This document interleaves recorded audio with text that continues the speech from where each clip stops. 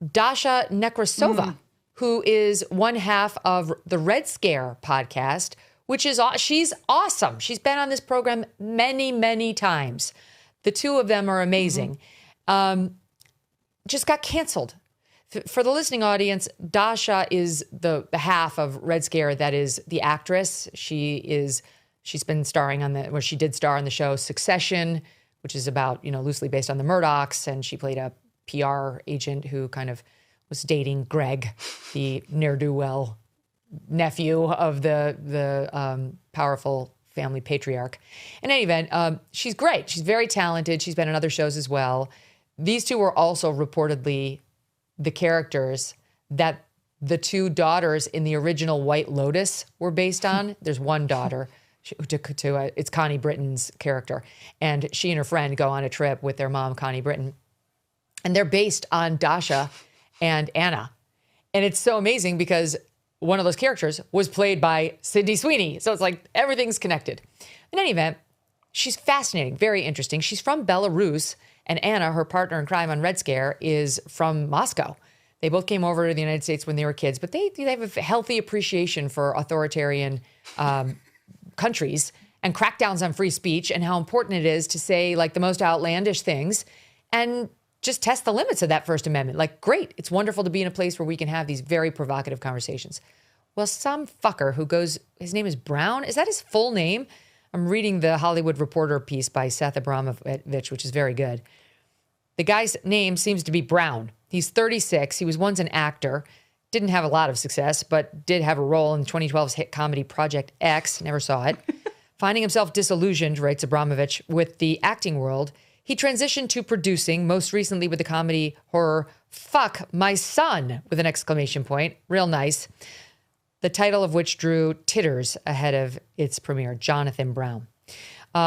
This guy, it turns out, has for years now been trying to get Dasha canceled.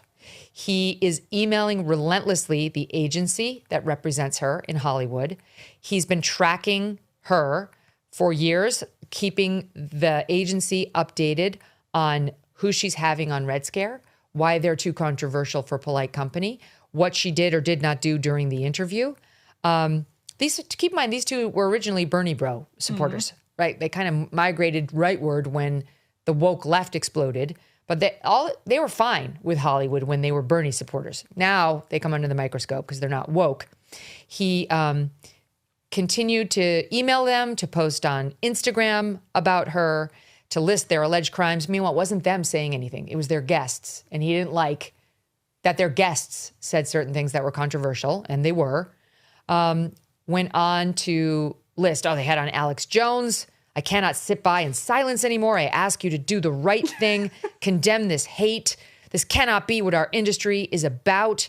Steve Bannon, he was outraged. Steve Bannon was on the show, and on and on and on. And then expanded out the people he was targeting, including this movie producer who had just cast Dasha in his movie, writing, "Be careful. She just did a podcast with Nick Fuentes." This is in October. Didn't make any news. Yep. There was no scandal the way there's been with Tucker. Bad idea to be associated with anyone who is openly pro-Hitler. Okay, so what? She's now pro-Hitler because she had Nick Fuentes on? And the producer responds, "Oh, wow.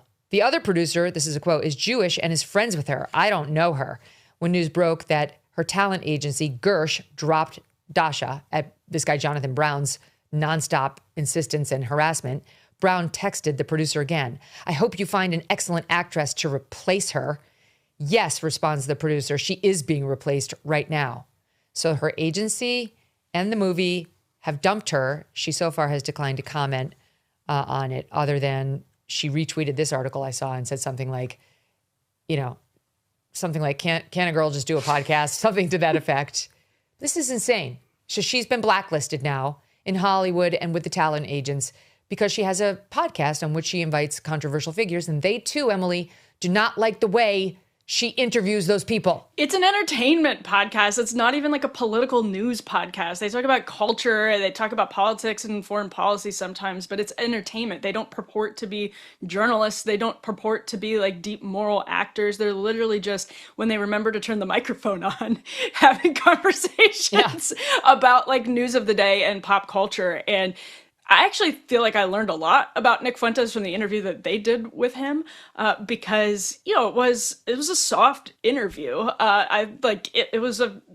She's an actress, she's an artist. They're on an entertainment podcast, and they were doing like a human interest piece with Fuentes, where they're just talking to him about why he does this, why he does that, and they, I think, had his guard down more than he has in other interviews. So I actually thought it was a pretty compelling conversation. Same thing with Steve Bannon. Now, again, you and I are journalists. We act in journalistic capacities. We're not saying that we would do podcasts like Red Scare does podcasts, but they are literally artists. They are not.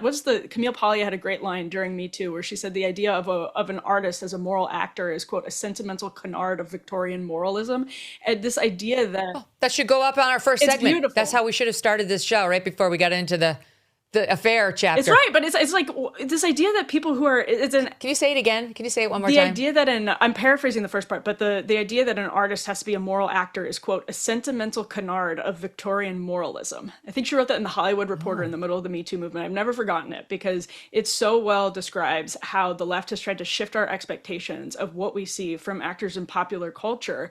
It's one thing to hold a politician to that standard. It's one thing to hold a journalist to that standard, but it gets even more ridiculous when you're holding an actress / podcaster to that standard. And by the way, one quick point on that. There are people who listen to Nick Fuentes who are not actual bigots. And that is one of the interesting things about Dasha, who does listen. She's a Catholic convert who does listen to Fuentes and references Fuentes.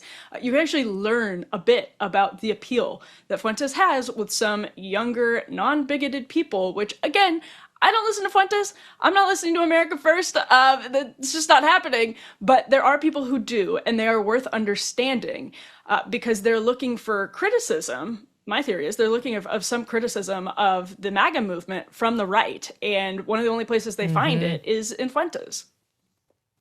That's such a good point. Like, it is more important right now to figure out why is he so popular than to just try to cancel anybody who is trying to figure it out. Right? Like, why don't we stop and consider the mission that they're on? Like, why is he so popular? Why? And I know, of course, our Jewish friends are like, he hates Jews. Like, that's all we need to know. But it's not all we need to know, because like, there is a growing number of disaffected young men in particular in America who are really deeply unhappy and have been told they're to blame for all of society's ills. And his message is resonating with them. He talks about more than Jews and blacks and women on his show. When he talks about those groups, it's not great. It's not great for any one of those three categories. I can attest to that. But it's not all he talks about. And so some of his stuff is compelling and it's very interesting, and he says it very well. He's a persuasive arguer.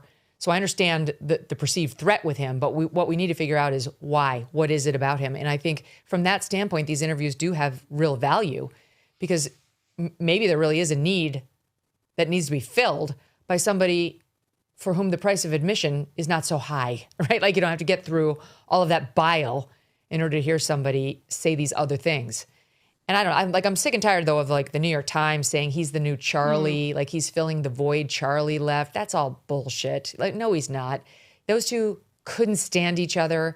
Charlie was noble and beautiful and faith-based and a God-loving Christian. Nick Fuentes is not noble and he's not beautiful. He's angry, and I understand it. And I actually, I forgive him his anger. He's had like some bad things happen to him, and I get all that. I hope as he matures, he understands that it's not the right move to blame it on whole groups of people or condemn whole groups because you've been treated wrong, whether it's by a woman or a person of color or a Jewish person, whatever it is he's doing. Because he does have the shot, if he were able to somehow reform those other things, of being like a hugely consequential figure. And I don't know, he doesn't seem to have any interest for now in doing anything on those other fronts. He seems to really revel in alienating those groups and saying the most hateful things possible about them. My friend just lost her ring. She went to replace it. She realized it was a gold ring. The price of it has gone up like 25% since she bought the ring a year ago. That's because gold is on the march upward. And it is the one time of year that Birch Gold Group gives away free gold with every qualifying purchase. That's right, for Black Friday, when you convert an existing IRA or 401k into a tax-sheltered IRA in gold, Birch Gold will send free gold to your home for every $20,000 purchased. Gold started this year around $2,600 an ounce. By October, it was over $4,000 an ounce. Why? Global uncertainty. 2025 has been defined by trade wars, central banks are pulling from the US dollar as the global reserve currency, and military tension continues to build. Gold thrives in times of uncertainty, and if you are looking to diversify your savings, Birch Gold can help you. Plus, now through November 30th, get free gold, I say, with a qualifying purchase. Just text MK to the number 989898 to claim your eligibility and for a free info kit on gold. But your opportunity for free gold with purchase will end on November 30th, so don't wait. Text MK to the number 989898 for full details. Message and data rates may apply. Thanks so much for watching. If you like what you just saw, hit the subscribe button for more clips and full episodes.